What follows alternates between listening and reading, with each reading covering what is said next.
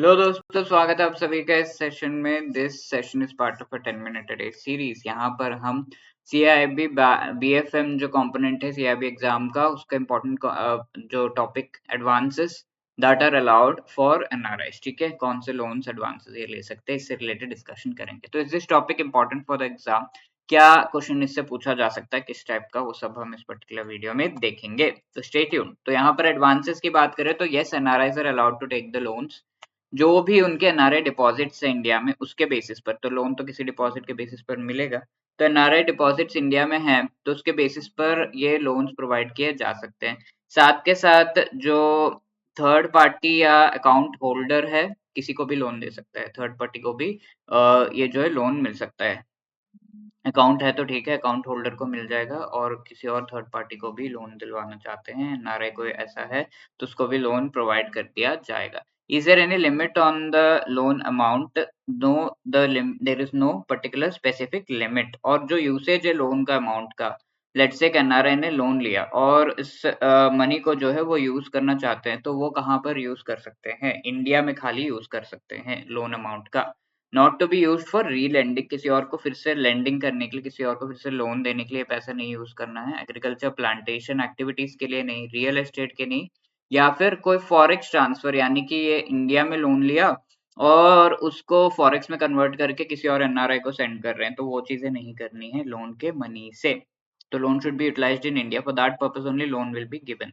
और रीपे इस लोन को कैसे करेंगे? जो एनआरओ अकाउंट में इनवर्ड रेमिटेंस फॉरेक्स का इंडिया में जो लाया जा रहा है, उस पैसे को रुपीस में कन्वर्ट करके या फिर जिस भी करेंसी में लोन लिया गया है कन्वर्ट करके उसका रीपेमेंट किया जाएगा। और सिक्योरिटी क्या है? ऑथराइज्ड डीलर्स जो है grant loan against funds held in the NRE account, ठीक है। तो जो एनआरई अकाउंट है उसके अंदर जो एनआरआई का पैसा पड़ा हुआ है, उस पैसे के अगेंस्ट लोन्स जो है ग्रांट किए जा सकते हैं। ऑथराइज्ड डीलर्स रेमिटेंस के लिए एग्री कर सकते हैं, ठीक है, they can agree for remittance, यानी कि बाहर कंट्री से पैसा इंडिया में लाकर एनआरआई ये लोन इंडिया में स्पेसिफिकली ऑथराइज्ड डीलर बैंक्स जो है फाइनेंशियल इंस्टीट्यूशन से ले रहे हैं, तो that is also allowed. Premature withdrawal deposits का अगर किया हुआ है, करना चाहते हैं, तो वो नहीं हो पाएगा। अगर आपने लोन ले रखा है कि आपका एक एनआरई अकाउंट है एज एन एनआरआई एंड इसके ऊपर आपने लोन ले रखा है, तो ये एनआरई अकाउंट में से जो मनी है वो प्रीमेच्योर विड्रॉ नहीं कर सकते प्रीमेच्योरली, ठीक है।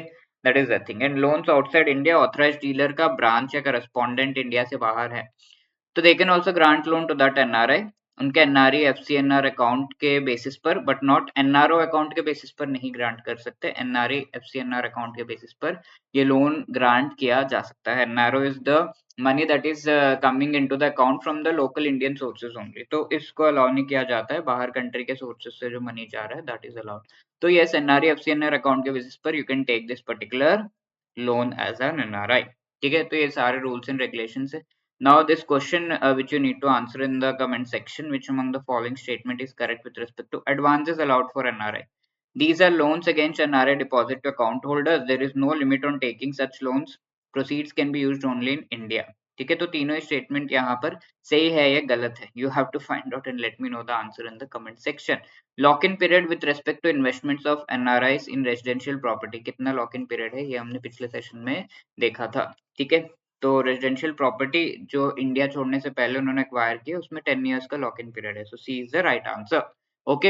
And if you want to clear CIB exam के 4 compulsory components in just 1 attempt and need guidance with that, तो मास्टर कोर्स हमारा अवेलेबल है। ABFM, BFM, ABM and BRBL related ये मास्टर कोर्स में आपको बहुत ही बढ़िया जो है शॉर्ट वीडियोस के थ्रू कॉन्सेप्ट क्लासेस प्रोवाइड किए गए हैं, जिसमें शॉर्ट वीडियोस है। आप अपना break time, commute time utilise करके इन वीडियोस को देखते हुए चैप्टर कंप्लीट कर सकते हैं।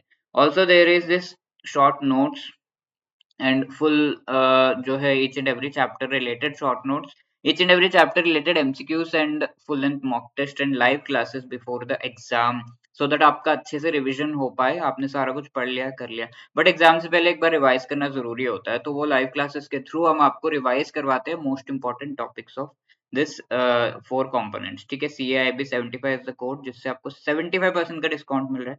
The discount can be more than this, around 80-85 भी हो सकता है, तो वेबसाइट पे प्लीज चेक करिए, लिंक डिस्क्रिप्शन में है। साथ के साथ हमारा लाइव क्रैश कोर्स अवेलेबल है। लाइव क्रैश कोर्स में आपको प्रोवाइड किया जा रहा है। लाइव क्लासेस के थ्रू कंप्लीट जो है आप यहाँ पे पढ़ सकते हैं, और अगर लाइव क्लास अटेंड नहीं कर पाए तो you will also be getting the recording of that particular live class, and each and every जो चैप्टर है उसके MCQs, full mock test, full length mock test सब कुछ अवेलेबल है इसमें। If you have any other queries, call on this number or drop a mail at hello@edutap.co.in. Wishing you all the best for your exam. Thank you so much.